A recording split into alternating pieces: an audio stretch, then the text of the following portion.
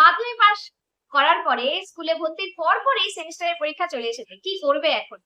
এখনো পর্যন্ত আমি জানি বেশিরভাগ স্টুডেন্টের এখনো সিলেবাস শেষ হয়নি। এটাই স্বাভাবিক। সেমিস্টার পরীক্ষাতে এটাই ঘটে যে সিলেবাসটা ঠিক শেষ হয়, সঙ্গে সঙ্গে একটা পরীক্ষা, এবং সেটাই ফাইনাল পরীক্ষা। ফার্স্ট সেমিস্টারের ফাইনাল পরীক্ষা 13ই সেপ্টেম্বর থেকে। এখন আগস্ট মাস পড়েছে, দেখতে গেলে মাত্র আর 1 মাস বাকি। এই 1 মাসের মধ্যে তোমরা কিভাবে প্রিপারেশন নেবে? আমি 40 দিনের একটা প্রিপারেশনের কথা আগে বলেছিলাম, তোমরা অনেকেই সেই ভিডিওটা দেখেছো।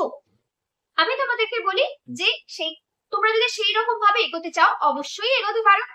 এছাড়াও আজকে যেটা বলবো সেই 40 দিনের কিছু তো নিশ্চয়ই, তার সঙ্গে আমি তোমাদেরকে আরেকটু সহজ মেথড, যারা 90% হয়তো টার্গেট নয়, টার্গেটটা 70 বা 80%, তাদেরকে বলছি কিভাবে তোমরা শেষ করবে তোমাদের সিলেবাস রিভিশন এবং প্রিপারেশন তোমরা কিভাবে নেবে। যতটা সহজ বলা যায়, যতটা কম পড়া যায়, সেটা তোমাদের বলবো। তোমাদেরকে প্রথমেই আমি তোমাদের বলবো যে সিলেবাস কতটা শেষ হয়েছে দেখে নাও। আমি আগে বলেছিলাম যে গুনে নাও কতগুলো পেজ আছে, সেই পেজ অনুযায়ী তুমি প্রত্যেক দিন কত পড়তে হবে সেটা পার্ট করে দেখে নাও, সেইভাবে তুমি এগিয়ে যাও, এইভাবে তোমাদের বলেছিলাম। এরপর আজকে তোমাদেরকে আমি বলবো যে সেরকম ভাবেও তোমরা এগোতে পারো। দ্বিতীয়ত আজকে যেটা বলছি তা হলো যে কিছু জিনিস মাথায় রাখো। প্রথমে তুমি পড়ার আগে কি করবে, পড়তে বসে কি করবে, আর পড়ার পর কি করবে। আমাদের রিভিশনের টাইমটা কিন্তু বেশি নেই, তাই প্রত্যেক দিনের পড়াটা প্রত্যেক দিনই রিভিশন দিয়ে দিতে হবে। প্রথমে দেখো, প্রথমে তুমি কি পড়বে সেটা বা পড়ার পদ্ধতিটা কেমন হবে, তার পড়ার আগে কিছু পরিকল্পনা। পড়ার আগে তোমাদের যে পরিকল্পনাটা করতে হবে, অবশ্যই তোমার একটা টাইম শিডিউল ঠিক করতে হবে। আমি আগেও বলেছিলাম যে একটা টাইম শিডিউল করবে। যেমন ধরো যে আজকে তুমি সোমবার থেকে শুরু করছো বা যেই বার থেকে শুরু করছো, সেই দিন থেকে তুমি প্রত্যেক দিন, আজকে ধরো আজকে যদি 3টে সাবজেক্ট পড়ো, কালকে অন্য 3টে সাবজেক্ট পড়ো, পরের দিন আবার আজকে যে সাবজেক্টটা সেটা রিপিট করবে। তাহলে এক সপ্তাহে 6 দিনের মধ্যে তোমাদের একটা সাবজেক্ট কতবার রিপিট হচ্ছে? সোমবার, বুধবার, শুক্রবার 3বার রিপিট হয়ে যাচ্ছে। আর মঙ্গল, বৃহস্পতি, শনি 3বার রিপিট হচ্ছে। রবিবার দিন তুমি একটা পরীক্ষা দেবে যতটা পড়লে তার উপর। এটা তোমাদেরকে আমি আগেই বলছি। এইভাবে তুমি এগোতে পারো। আর একটা যেটা, সেটা হচ্ছে যে আজকে সকালে ঘুম থেকে ওঠো, মানে বা তুমি আমার ভিডিওটা যখন দেখছো, অবশ্যই সেই টাইম থেকেই শুরু করো তোমার প্রিপারেশন। যে আমি কাল করব, এই জিনিসটা মাথায় রেখে কাল করব, এটাতে না আমাদের হয়ে ওঠে বা এটা, বা অনেকে থাকে 1 তারিখ থেকে শুরু করবো বা সোমবার থেকে শুরু করবো। আমি বলি না, যেদিন ভিডিওটা দেখছো বা যেদিন তুমি মনস্থির করছো যে আমি শুরু করব, সেই দিন সেই মুহূর্ত থেকে শুরু করো।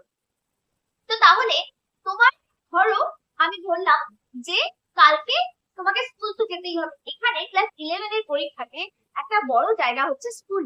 কারণ হলো তোমাকে স্কুলের ক্লাসগুলো করতে হবে, স্কুলে কোয়েশ্চেন করবে, স্কুলের ওপরে ডিপেন্ড করছে স্কুল কেমন কোয়েশ্চেন করবে। স্কুলটা তুমি যদি অ্যাটেন্ড না করো, তুমি যদি পুরো বইটা গড়গড় করে পড়ো, মুখস্থ করো, দেখবে অনেকগুলো সাবজেক্ট তুমি শেষ করে উঠতে পারবে না। স্কুলটা তুমি যদি ঠিকঠাক ভাবে অ্যাটেন্ড করো, স্কুলে কি পড়ানো হচ্ছে এবং সেই সেখান থেকে কি প্রশ্ন আসবে, বেশিরভাগ টিচার কিন্তু একটা হিন্ট দিয়ে দেয়। সেটা বুঝতে পারার ক্ষমতাটা তোমার বুদ্ধিমত্তার উপর ডিপেন্ড করছে যে স্যার বা ম্যাডাম কোন জায়গাটাতে বেশি গুরুত্ব দিচ্ছে, কোন জায়গাটা বোঝানোর চেষ্টা করছে, কি কোশ্চেন হতে পারে। এইবার আসি যে তুমি কিভাবে ব্যাপারটা খেয়াল করতে পারবে। প্রথমে তুমি যেটা ঠিক করছো যে আজকে শুরু করছো, কাল তুমি কিভাবে পড়াশোনা করবে। প্ল্যানিং যখন আজকে করছো, তুমি আজকেই শুরু করছো। কি করবে? কালকে ধরো তোমার 7টা ক্লাস আছে, 7টা সাবজেক্টে তোমার কি হবে, ক্লাস হবে। 7টা তো আমাদের 7টা পিরিয়ড, কোনো একটা সাবজেক্ট রিপিট হয়, তাই তো বেশিরভাগ দিন রিপিট হয়, অথবা তোমাদের অফ পিরিয়ড থাকবে কিছু একটা। ধরুন 6টাই ক্লাস হয় বা 7টায়। এবার ঠিক করো যে 7টা ক্লাস রয়েছে, সেই 7টা ক্লাসের মধ্যে তুমি বাংলা, অঙ্ক, ইংরেজি, ইতিহাস, ভূগোল, যা যা সাবজেক্ট রয়েছে, তোমার যা সাবজেক্ট কম্বিনেশন রয়েছে, সেই সাবজেক্টগুলোর ক্লাস নিয়েছো।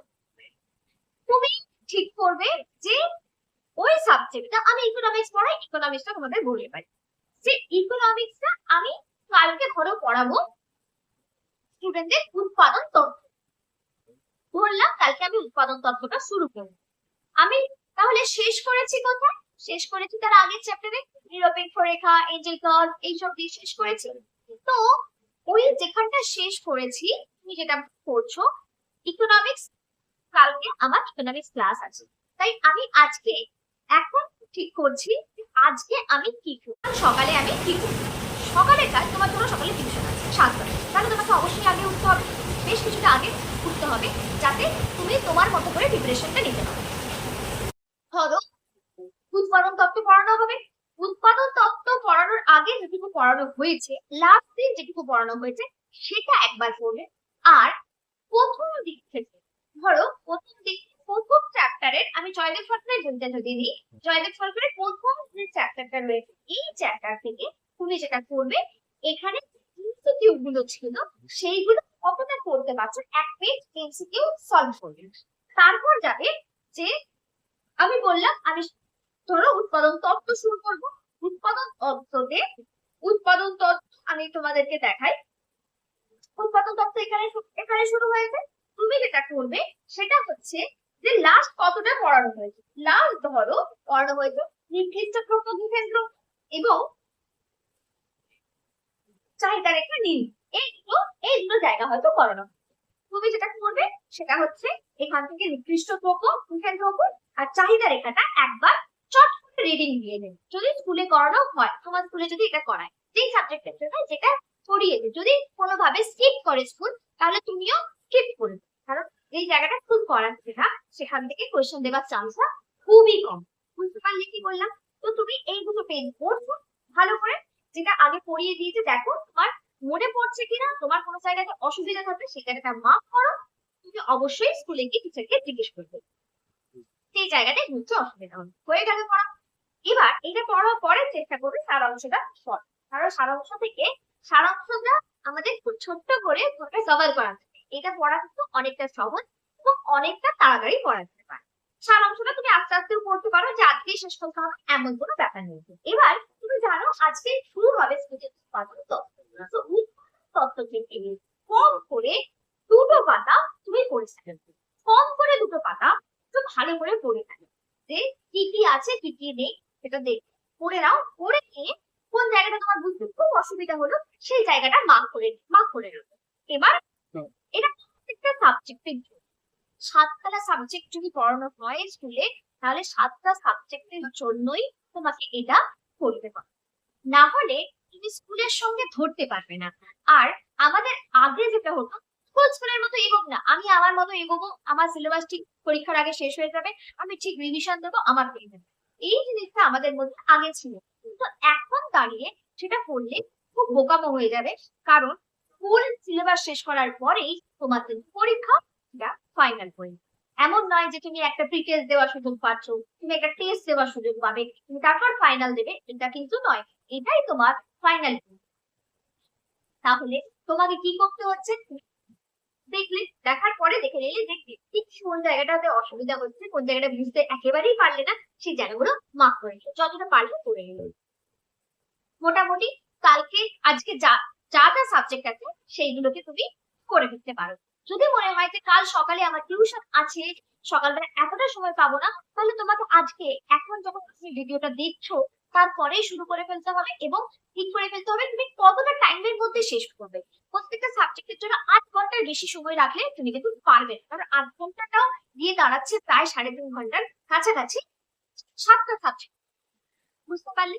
এইটা তুমি যদি ফলো করো, এবার স্কুলে টিচার যখন পড়াচ্ছো তুমি অবশ্যই বলবে তোমার কোন জায়গাটাতে অসুবিধা হলো, কোন জায়গাটা বুঝতে পারোনি, সেটা শুরুর আগে বলতে যেও না, কারণ টিচার শুরুই করেনি, তুমি যদি তোমার অসুবিধাগুলো বলো তাহলে শুধু মানে টিচার তো সবাইকে পড়াচ্ছে, তাই যখন শেষ করবেন দেখবে তোমার যে অসুবিধা ছিল অনেকটা ক্লিয়ার হয়ে গেছে। তারপরেও যদি অসুবিধা থাকে তুমি জিজ্ঞেস করবে ম্যাম বা স্যার এই জায়গাটাতে আমার বুঝতে অসুবিধা হয়েছে, আমি আরেকবার ধরে নিই। তাহলে দেখবে যে আর যখন টিচার কিছু জিজ্ঞাসা করবে উত্তর দেওয়ার চেষ্টা করবে। কেন? উত্তর দেওয়ার চেষ্টা করবে। একটা ব্যাপার থাকে যে স্টুডেন্টদের মধ্যে একটা ব্যাপার থাকে, টিচারের কাছে নাম, টিচার বলবে বা এই মেয়েটা তো বেশ ভালো বা এই ছেলেটা তো বেশ ভালো পড়াশোনা করে, সেটার জন্য কিন্তু নয়, তুমি কতটা সঠিক জানো সেটা বলার জন্য। সেটা তুমি বললে, এবার ম্যাম বা স্যার তোমাকে জিজ্ঞেস করবেন যে বলে দেবেন তুমি ভুল বললে না ঠিক বললে, তখন তুমি বুঝতে পারবে তোমার ভুল কোন জায়গাটা ভুল বুঝেছো, কোন জায়গাটা ঠিক বুঝেছো, সেটা তুমি ক্লিয়ার বুঝতে পারবে। অনেক ক্ষেত্রে হয় আমরা ভুল বলে খুব লজ্জায় পড়ে যাই, ইস পারলাম না বা ভুল বলবো, থাক বাবা দরকার নেই, এটা কিন্তু না। যদি তুমি ভুল বলো তারপরে তোমার টিচার কারেক্ট করে দেবে, তখন তোমার কিন্তু ওই জিনিসটা মাথায় থাকবে যে ভুলটা তোমার হয়েছিল। আর তুমি যদি মুখটা নাই ফুটে বলো তাহলে কিছু টিচার বুঝতে পারবে না তুমি জানো কিনা, আর তুমি নিজেও বুঝতে পারবে না তুমি সঠিক জানো। বুঝতে পারলে? এইবার তোমার বাড়ি ফিরে আসার পালা। বাড়ির প্রত্যেকটা সাবজেক্ট তুমি এইভাবে পড়লে, বাড়ি ফিরে এসে তোমার টিউশন থাকতে পারে একটু। আমি তোমাদেরকে আগেও বলেছি, আবারও বলছি, যদি বাড়ি ফিরে এসে তোমার সেটুকু সময় আছে, চেষ্টা করো মাঠে খেলতে যাওয়ার, প্রকৃতির সঙ্গে থাকার একটু চেষ্টা করো। তারপরে পড়তে যাও, পড়তে গিয়ে পড়া হলো, সেখানে টিউশন টিচারেরও আমি একই কথা বলবো, টিউশনে যতটা পড়া বাকি আছে বা পড়াবে বলে তুমি জানো, সেটা একটিবার রিডিং দিয়ে রেখো। মানে মিনিমাম একবার রিডিং, মুখস্থ করতে হবে না, একদম হুবহু বুঝে যেতে হবে না, কিন্তু একবার তুমি যদি রিডিং দিয়ে রাখো, তুমি দেখবে তোমার আহ মানে স্বচ্ছ ধারণাটা খুব ভালো হচ্ছে, যে একদম ধারণাটাই স্বচ্ছ হয়ে যাবে একটা ফলে। তো তারপর টিউশন থেকে ফিরে এবার তুমি দেখো স্কুলে আজকে কি কি পড়ানো হলো, টিউশন টিচার কি কি পড়ালেন, সব কটা নিয়ে শুনে বসে পড়ো। মানে প্রত্যেকটা সাবজেক্ট সকাল থেকে কি কি করেছো এবং স্কুলে কি হয়েছে, টিউশন টিচার কি পড়িয়েছে, প্রত্যেকটা জিনিস তুমি এবার মনে করার চেষ্টা করো। বইটা খোলো বা খাতাটা খোলো, দেখো তোমার ঠিকঠাক মনে পড়ছে কিনা। বা ধরো ক্লাস নোট নিচ্ছিলে তখন তুমি লিখতে পারো না, কোনো একটা জায়গা থেকে বই থেকে লিখবে কিন্তু। আজকে আমি যেটা দেখলাম স্কুলের মধ্যে, যে একজন স্টুডেন্ট সে আমি বলছি আরে বইতে আছে লিখ, তখন বললো বইতেই তো আছে লিখবো কেন খাতায়। এই ক্ষেত্রে তোমাদের অনেক ক্ষেত্রে হয় তোমরা কি করো, খাতা দেখে খাতা পড়ো। আবার অনেক ক্ষেত্রে অনেকেই বই পড়ে, বই পড়াটা আমি সবসময় প্রেফার করি। তবে তোমাদের যেহেতু সেমিস্টার পরীক্ষা আর পুরোটাই এমসিকিউ, পুরো বইটা খুঁটিয়ে খুঁটিয়ে প্রত্যেকটা লাইন পড়াটা একটু ডিফিকাল্ট হয়ে যাবে পরীক্ষার আগে। আবার ইকোনমিক্স এর আগে একটাও ছুটি নেই, যেসব পরীক্ষার আগে ছুটি নেই সেই সব পরীক্ষার আগে তোমার রিভিশন দেওয়াটা একটু চাপে। তাই শুধু তোমাকে প্রথম থেকেই নোট ডাউন রাখতে হবে যে তুমি কোন জায়গাগুলো রিভিশন দেবে। তাহলে তুমি যদি স্কুলে অতটা লিখতে না পারো বাড়ি এসে লিখবে না, সেটারও দরকার নেই। যেই জায়গাটা স্যার বা ম্যাডাম বলেছেন এইটা গুরুত্বপূর্ণ, এই যে এখানে লেখা আছে দেখো, এটা মার্ক করো, সেই জায়গাটা মার্ক করো এবং সেই জায়গাটা আরেকবার পড়ে নাও বাড়িতে এসে দেখিয়েছিল। বুঝতে পারলে? এইবার একদম রাত্রিবেলায় চলে আসছি, যখন হতে পারে তুমি খেতে যাওয়ার আগে অথবা খেতে যাওয়া খেয়ে আসার পরে, হতে পারে তুমি হয়তো 9:30-10টা নাগাদ খেয়ে নাও, তারপরেও পড়াশোনা করো। সেই ক্ষেত্রে আমি তোমাদেরকে বলি যে যদি এরকম ঘটনা ঘটে বা তোমার হয়তো খেতে দেরি হয়, তুমি আগেই পড়াশোনাটা কমপ্লিট করো, তারপরে খাও, তারপরে ঘুমিয়ে পড়ো, হতেই পারে। যাই হোক না কেন, মোট কথা ঘুমানোর আগে, সেটা খাওয়ার আগেও হতে পারে খাওয়ার পরে হতে পারে, ঘুমানোর আগে মিনিমাম 1 ঘন্টা তুমি সময় রাখো যে তোমার নিজের জন্য। কিরকম, তুমি সকাল থেকে কি কি পড়েছো বা কি কি করেছো, সকাল থেকে কি কি করেছো সেটাও তুমি যদি রিমাইন্ড করার চেষ্টা করো যে আমি আজ সকালে ঘুম থেকে উঠেছি, সকালে ঘুম থেকে উঠে আমি অবশ্যই বলি সকালে ঘুম থেকে উঠে মিনিমাম 10 মিনিট একটা মেডিটেশন করবে। সেই মেডিটেশনটা হতে পারে শুধু ব্রিদিং ব্রিদিং এক্সারসাইজ হতে পারে, অথবা থার্ড আই মেডিটেশন হতে পারে, যে কোনো মেডিটেশন। যদি না জানো কিভাবে করতে হয়, ইউটিউবে প্রচুর আছে, যেমন তোমরা আমার ভিডিওটা দেখছো তেমন প্রচুর ভিডিও আছে গাইডেড মেডিটেশন বলে, যদি লিখে দাও সুন্দর সুন্দর গাইডেড মেডিটেশন বাংলাতেও রয়েছে, তোমরা মোটামুটি হিন্দি বোঝো, হিন্দিতেও রয়েছে, তোমরা সেটা কিন্তু করতে পারো। গাইডেড মেডিটেশন করো, প্রত্যেকদিন মিনিমাম 10 মিনিট করো। এবার তুমি রাত্রিবেলা মনে করার চেষ্টা করছো সকালে আমি একটু মেডিটেশন করেছি, মেডিটেশন করার পরে এটা করেছি ওটা করেছি, পড়েছি কি পড়েছি, কোন সাবজেক্টটা পড়েছি, পরপর কোন সাবজেক্টটা পড়েছি, সেই সাবজেক্টের কি পড়েছি, এইটা মনে করার চেষ্টা করো।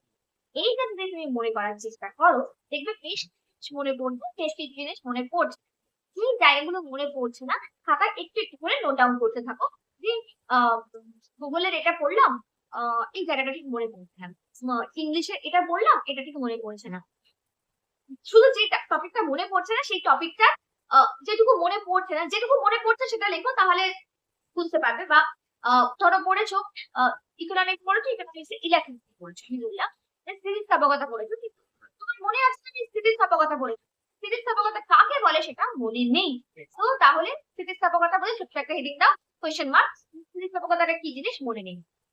এরকম করে তুমি প্রথম আজকে সারা দিনটা তোমার মনে করতে খুব জরুরি 8 ঘন্টা সময় লাগবে, জরুরি 8 ঘন্টা। তোমার যদি এইটা প্রথম প্রথম হয়তো একটু বেশি সময় লাগতে পারে, একটু বোর লাগতে পারে, একটু মনে হতে পারে ইস মনে পড়ছে না, নিজের মধ্যে একটা দৃঢ়মনতা আসতে পারে, কিন্তু আমি বলবো যে এটাতে কোনো যায় আসে না। মনে পড়ছে না, ঠিক আছে, বারবার একদিন দুদিন 3 দিন এই যখন 30 দিন ট্রাই করে যাবে, তখন দেখবে যে সবটাই মনে পড়ে যাচ্ছে। তো প্রথমে তুমি কি করছো, মনে করার চেষ্টা করছো, 8 ঘন্টা ধরে তুমি মনে করলে যে সারাদিন তুমি কি কি করেছো, কোনগুলো ভুলে গেছো সেগুলো নোট ডাউন করে। এবার তুমি বইটা খুলে ঝট করে দেখে নাও স্থিতিস্থাপকতা কাকে বলে। আমি এক্সাম্পল বললাম, অন্যান্য সাবজেক্টের ক্ষেত্রেও ঝট করে দেখে নাও যে সেগুলো তুমি একবার চোখ বুলিয়ে দেখো যে ঠিক মনে পড়ছে কিনা। আমি তোমাকে এখানে বলবো যে বেশিটাই মনে পড়ে যাবে, কারণ তুমি সকালে একবার পড়েছো, দুপুরে স্কুলে গিয়ে সেইটাই পড়াটা হয়েছে, তারপরে সে একবার রিভিশন দিয়েছে অলরেডি। তোমার দেখবে কিছুই এমন কিছুই নেই যেটা তোমার মনে পড়ছে না, এবং নিজেকে খুব হ্যাপি করো যদি না মনে পড়ে, তাতেও কোনো যায় আসে না। তখন তুমি একবার লিখে ব্যাস। এইবার এইটা তুমি মোটামুটি 45 মিনিটের মধ্যে এই কাজটা শেষ করো। পরের 15 মিনিট তুমি যেটা করবে সেটা হচ্ছে কালকে তুমি কি করবে তার একটা রুটিন ঠিক করে ফেলে, যে কাল আমি এই এই সাবজেক্ট পড়বো, একটা পড়বো, এই পড়বো। কালকে সকালে তোমার টিউশন আছে, সকালবেলা পড়াশোনা হয়নি, কালকে স্কুলে যেগুলো ক্লাস আছে সেইগুলোর ক্ষেত্রে তোমাকে অবশ্যই কিছুটা অন্তত এগিয়ে রাখতে হবে, তাহলে সকালেও তাড়াতাড়ি উঠতে হবে, উঠে তোমাকে কিন্তু পড়তে হবে। এইভাবে চলতে থাকো, দেখবে স্কুলের সঙ্গেও এগিয়ে যেতে পারছো, স্কুল যতটা করিয়েছে তোমার কমপ্লিট হয়ে গেছে, এবং স্কুল যে জায়গাগুলো ইম্পর্টেন্ট বলেছে সেইগুলো হয়ে গেছে। এবার আসি যে তুমি রবিবার দিন বা প্রত্যেক দিন, ওই যে বললাম যে তুমি যখন প্রথমে শুরু করছো এমসিকিউ দিয়ে শুরু করেছিলে বইয়ের, তো প্রত্যেকটা দিন প্রত্যেকটা সাবজেক্টে প্রথম থেকে এমসিকিউ গুলো দেখার চেষ্টা করো, কোনগুলো পারছো কোনগুলো পারছো না। যেগুলো পারছো না স্কুলে জিজ্ঞেস করবে, বন্ধুদের সঙ্গে ডিসকাস করবে। এবার ধরো কোনো জিনিস তুমি পড়েছো, মোটামুটি বুঝেছো, স্কুলে বুঝিয়েছে বুঝে গেছো, বাড়ি এসে রিভিশন দিয়ে তোমার বুঝেছো, আমি বললাম তুমি বুঝে গেছো, পরের দিন কাউকে না কাউকে বোঝানোর চেষ্টা করো।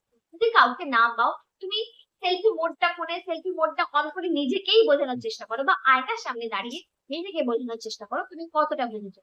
তাহলে দেখবি বোঝাটা সত্যি স্বচ্ছ হয়ে যাচ্ছে, এবং তোমার অনেকটা বেশি মনে থাকবে।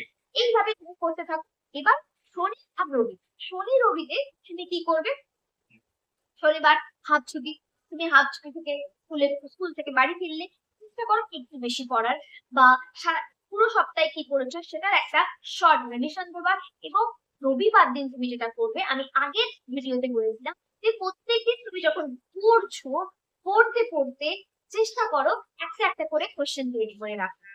যদি সেটা সময় না হয়, যেটা মনে হয় যে না আমি কোশ্চেন বানাতে গেলে আমার সময় শেষ হয়ে যাবে, আমি অন্য সাবজেক্টটা পড়তে পারবো না, সেক্ষেত্রে আমি বলবো কোনো অসুবিধা নেই, বইয়ের পেছনে যে এমসিকিউ গুলো আছে তুমি সারা সপ্তাহে কি পড়লে এটা তুমি প্রত্যেক দিনও করতে পারো রাত্রিবেলা, যে আমি আজকে যেটা পড়েছি দেখি বইতে কি কি এমসিকিউ দেওয়া আছে সেইগুলোকে সলভ করে রাখতে পারো।